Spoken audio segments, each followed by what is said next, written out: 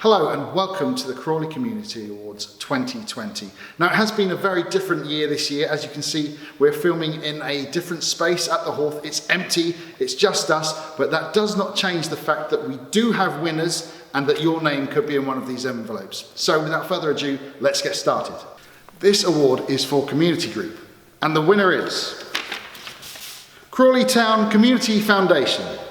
Established in 2010, the Crawley Town Community Foundation uses the power of sport and football to engage, inspire and empower people in Crawley and the surrounding areas.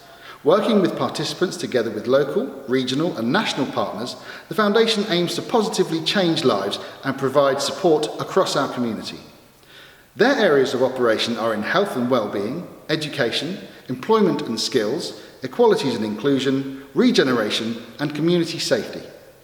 Their Move the Goalpost project is a football and personal skills programme for those experiencing mental health difficulty, while the Crawley Flyers sessions offer people with a variety of disabilities the opportunity to play football in an inclusive and relaxed environment. Crawley Town Foundation, congratulations.